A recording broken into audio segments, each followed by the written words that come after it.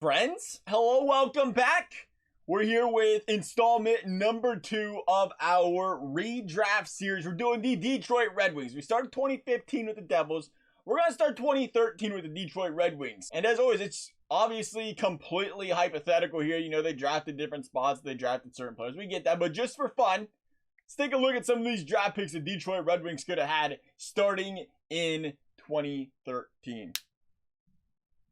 I think we're trying out a little bit. I thought for a second there I was going to have to explain to you guys that we take a shower with our shirt on because we get a little embarrassed. We don't know what, we don't want the shower to see us naked and stuff. But, dry it up a little bit. We're almost dry. We're good there.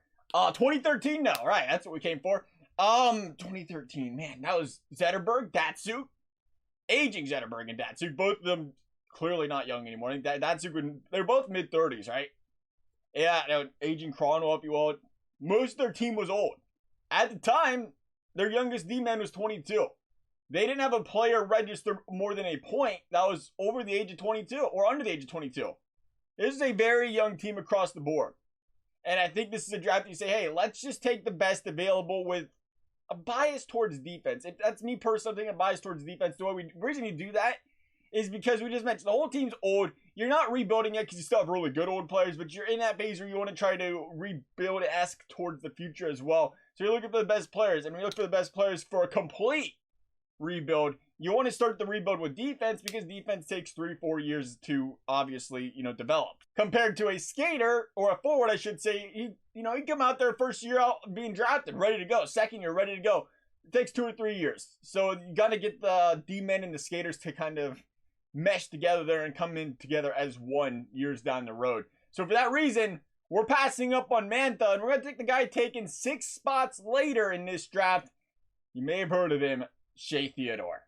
That's good penmanship, right? That's an upgrade from last video. You take it. Take it or leave it, fellas. I'm just kidding. It's all right. 2014, easy one. Dylan Larkin was taken. They took a mid-draft first round. So I think that was really a smart selection there. When you look at the guys taking around, and Dylan Larkin, really good player in this league. So Larkin, 2014, good job, Detroit. Then you have 2015. The draft people either heavily regret or reminisce on daily about how good of a draft it was for their team. Detroit took Evgeny Svechnikov. Now, they didn't pick early in this draft. They picked a little bit later. So they did miss out on a lot of big names, but they didn't miss out on guys by the name of Brock Besser. They didn't miss out on guys by the name of Ilya Samsonov, which I really think was the options here for Detroit, if you will, later in the draft here, because we got to bring it up real quick. I think we brought it up last video, but, new video. When we take the redraft stuff, we're not looking 3rd round. We're not looking 4th round. We're looking 10-15 pick range from where they pick. So they pick 15th. We're looking from, 15th to about 25th, maybe even 30th in the draft. Because, it's easy to say, well, redraft two second rounders, 3rd rounders that are first liners. Now, that's something you can do easily, right? Any team can look back and say, well, we should have drafted Datsuk or Kucherov or whatever. But let's talk about players that are on the draft board. These guys are coming up to the podium, and there's these guys that are all actually in the realm of possibilities to draft that very night.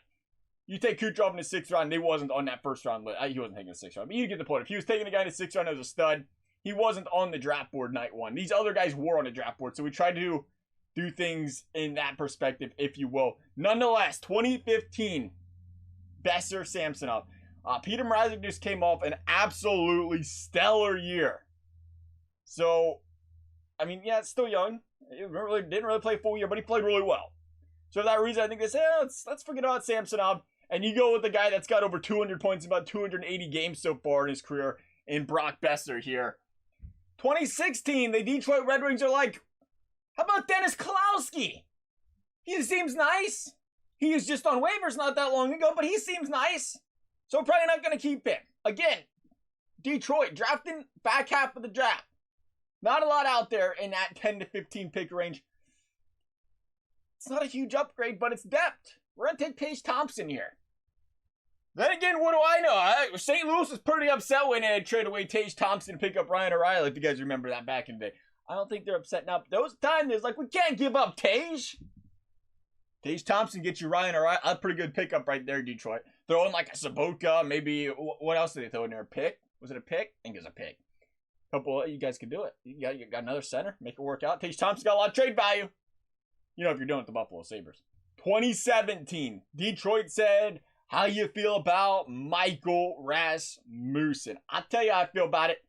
Not as good as I would if you would have said Martin Necas or Nick Suzuki. Both guys really put up similar stat lines, similar numbers right now, if you will. Centers in the league when drafted. I like Necas better because I got a soft spot for him, to be honest. I think he's going to be the better goal scorer at the end of the day. And hey, let's go for the goal scorer here. We're taking Necas in 2017. Tell you what, we got pretty good, nice looking draft teams. Theodore Larkin, Besser, Necas, Thompson. Things are starting to come together here. I tell you what, these 2018, 2019, 2020, Detroit's done a lot better job drafting. So you imagine you pick up this core and you come into 2018 and you're like, dang, we make pretty good pickup right here at a guy by the name of Filip Zadina? Really? Yeah, there was hype behind him. I'll give him that. At the time, it seemed like a pretty good pick that late, didn't it? Am I wrong for that? Zadina late in the draft seemed like a good pick right there. But at the time, we also didn't know about the three-headed Hughes monster brother. That doesn't even make sense. The three-headed... You know? We're just going to leave it at that. The three-headed monster in the Hughes brothers. Quinn, Jack, Luke. Quinn was taken one pick after Filip Zadina, and I tell you what, if there was a pick that really stung, if you were the Detroit Red Wings, it has to be taking Zadina over Quinn Hughes in this draft, I think. After that, though, I mean, they took Seider. Seider, not a bad pickup, really, when you consider all things. He's looking like a pretty solid player. You took Raymond in 2021. Raymond, by the way, is just absolutely killing it right now. I don't know if you noticed. Stellar pick there. And at 2021, you pick up a guy by the name of Edvinsson. Know anything about him? Absolutely not. It's 2021. You're going to figure out more about this guy in a couple years. So we're not going to change, as per the usual, we are not going to change the 2021 draft pick. We're going to let that play out, see how it goes. But we're going to go ahead and jump into franchise mode. We're going to take a look at how this lineup looks and see if this Detroit Red Wings team's a cup contender right now. If they would have redrafted just a little bit better. All right, to the NHL 22 we go. This may have been the video that took the longest to record from start to finish, as Detroit 89 overall. First of all, little upgrade there, but we had all intentions of editing this video over break while we was down south during Christmas, whatever. And when I went to edit it, I was looking and I was like, huh. I put the video part that we recorded, like the previous part of this video, put that all uploaded to the drive or whatever, had that good to go. And I'm like, huh, where is the NHL 22 part? Looking all over the place with that dang thing. And apparently, somebody didn't actually record it. So here we are. It's probably like 3 weeks later. 3 weeks later doing this part. It's fine. It gives the team plenty of time to season. A little marination. Never hurt anybody. Maybe it'll help the Detroit Red Wings out. Maybe it won't. Nonetheless, Detroit was... An 89 is not bad. I feel like they had a very, very tall hill to climb here.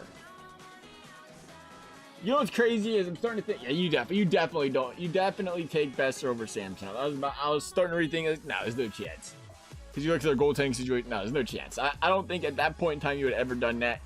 And frankly, I mean, it's still Brock Besser. You can find goalies in free agency if you need to. It's tough taking a goalie that early in the draft, but here we go.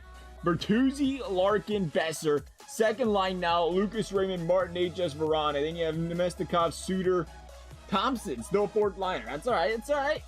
Necas and, what is it, Besser, though, this is a big addition to the offense. Bertuzzi and Larkin not looking that bad, really. 87. Defense, again, Shea Theodore, Seider. His defense upgraded drastically. Quinn Hughes, Hronik. Imagine this team. Quinn Hughes, Shea Theodore. Again, Besser, Larkin. You have to assume when you pick up two good defenders like that, that this team becomes a playoff, a legitimate playoff threat, right? They have to be. We'll see if EA agrees. I know it's still a lot of pieces away. That is a heck of a core.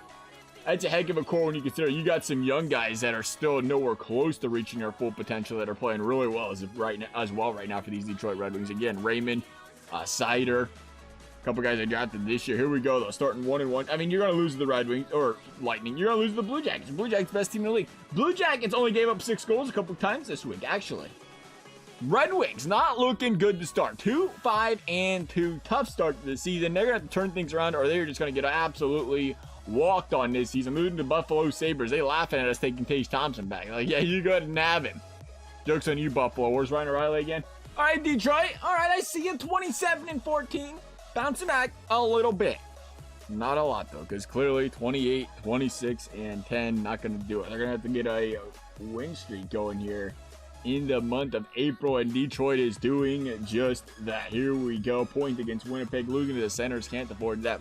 Beaten up by the Blue Jackets. Losing to the Senators again. Detroit has a golden opportunity to climb their way back into playoffs, and they're losing to teams like the Ottawa Senators. They are still not out of this. 2 points out, end of the season, and I think Detroit just controlled their own destiny. No, it was an overtime game, and they lost to the New Jersey Devils to end the season. That had to be really close. They gave a point to the Toronto Maple Leafs, or it would have been tied there. I think the Maple Leafs had 93. They had 91. Besser led this team in points. They didn't crack 40 wins. You didn't deserve to make playoffs. Let's be frank here. 91-93. I thought it said we had 91 points before that game. 91-93. So there was 1 win short. Again, all them overtime losses. 13 of them. 1 win short of making playoffs. No, it was 2, really. Because they was going to win the road. If they would have beaten the Leafs in regulation and then won against the Devils, they would have made playoffs. They didn't know they missed. They scored 3 goals per game. 3.2, but they allowed 3.17. Shocker. That was a big upgrade on defense. And they still allowed 3.17 goals per game. Really? That's kind of surprising. Like a lot kind of surprising. 70 points for Besser. 69 for Bertuzzi. Quinn Hughes plus 16. Who was it? Who the hell is PK? Can you say that on YouTube? Who is P.S. Suter? I was going to call him PK Suter because that sounded nice. Minus 25. Next time, you're not playing. When did we draft you? Can we go back and redraft this guy? Undrafted. Yeah, we can go back and redraft that guy. Who else is out there that's undrafted? Shea Theodore with a minus 9. That kind of killed us right there. Nick Leddy minus 14, minus 21 out of Nemestikov, minus 22 out of Ernie. Then bottom 6 guys and bottom 2 D pair. Or bottom D pair really hurt this team. How'd the goaltending look as well? He had to struggle. Minus 900, below 900, you up 894. Not good. Unfortunate. But it was fun to redraft the Detroit Red Wings. Love you guys' thoughts. As always, thank you guys for watching. We'll see you next time.